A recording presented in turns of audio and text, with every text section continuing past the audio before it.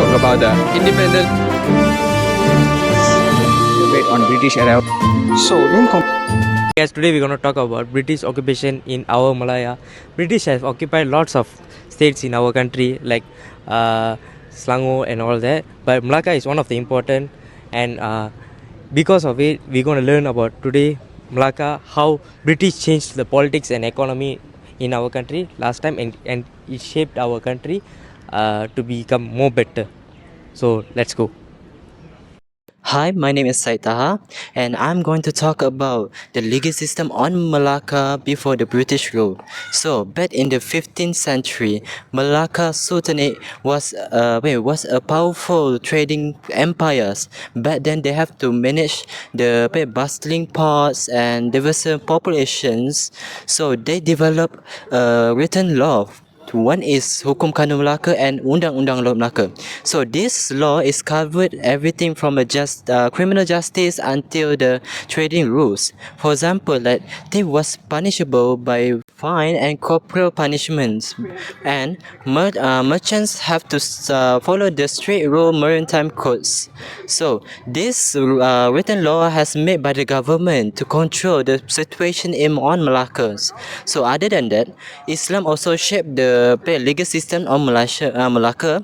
Sharia law was used for the family matters, inherited and morality. So the Sultan appointed to third Qadi to oversee the case. So yeah. Elaborate on British arrival and legal transformation in Malaya. Okay, first of all, British arrival in Malaya. The British gained Penang on the year 1786 and Singapore on year 1819 and Malacca on the year 1824, forming the Strait Settlements on the year 1826, if I'm not wrong. Then under direct colonial rule. Their control later expanded to the Malay states through treaties with local rulers. Then if I want to elaborate on the introduction of English legal system, they introduced English common law and equity via the Charters of Justice. We have three Charters of Justice, which is the first on which was elaborated on 1807. Then the second Charter of Justice was on 1826, and the third Charter of Justice was 1855. Before this, the laws in Malaya was based on Islamic law and Adat.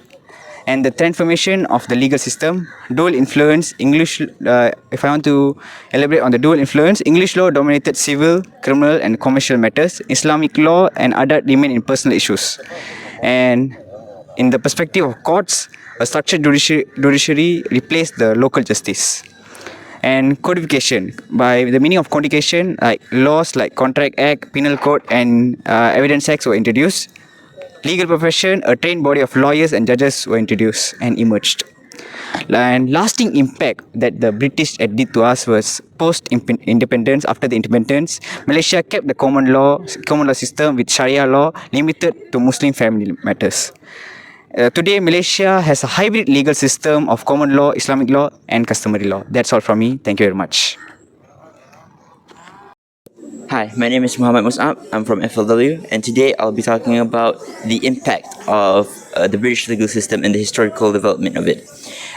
So I'll be explaining how the Malaysian legal system was shaped by different historical developments. First, before any European influence, the Malay states were governed by adat, or customary law, and Islamic law. There were two main types of adat: adat Temenggung, which was paternal and more rigid, and adat Perpati, which was maternal and practiced in Negeri Sembilan. Over time, Islamic law merged with adat, especially in areas like family and inheritance. This early foundation still survives today in Sharia courts and customary practice. Next came the Portuguese in Malacca from 1511 to 1641. Their main focus was trade and administration, and while they applied their own laws to their community, they didn't leave a deep legal legacy for the locals. After them, the Dutch ruled from 1651 to 1824. They introduced Roman Dutch law, but again, it was mainly used amongst themselves. Local communities continued under adat and Islamic law, so while both the Portuguese and Dutch left some influence, it was limited compared to what came later. The biggest transformation came with the British, starting in Penang in 1786 and later across the Strait Settlements and the peninsula. The British introduced English common law through the Charters of Justice. They set up modern courts, brought in judges, and introduced statutes based on English law. This is where Malaysia's dual legal system began: common law for general matters and Islamic law recognized mainly in personal and family matters. Our current court system and many laws on contracts, torts, and commerce still follow this British foundation. Finally, after independence in 1957, Malaysia adopted its own federal constitution as the supreme law. The constitution reflects Westminster's traditions, but also recognizes Islam as the religion of the federation and preserves the role of Sharia and customary laws. At the same time, English common law still applies where local laws are silent under the Civil Law Act. Now we are going to talk about the independent legacy of Malaysia. For the political parts, we adopt the constitutional monarchy and the parliamentary democracy. To base on the Westminster system with a federal structure balancing the central and the state powers. For the legal parts, we retain a new common law system from the British, with the Federal Constitution 1957 as the supreme law to protecting the fundamental liberties while recognizing Malay rulers and Islams.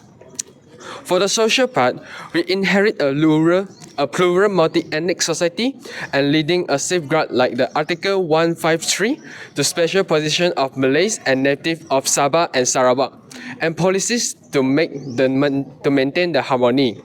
For economic part, we have the dual economic system, which is modern export and the rural traditional sectors, which is to carry over from colonized times and later addressed by the developed policies like the new economic policy, NEP. For the education and administration parts, we continue the English influence administration and schooling system. Later, we adapt the national identity. That's all. So, in conclusion, Britain's occupation in Malaya brought development in infrastructure, education, and the economy. But it is mainly served their own interests, and at the same time, their policies created social divisions and resources exploitation. While British rule modernized Malaya in some ways, it's also left behind challenges that shaped the nation's struggle for independence. That's all from us. Thank you so much.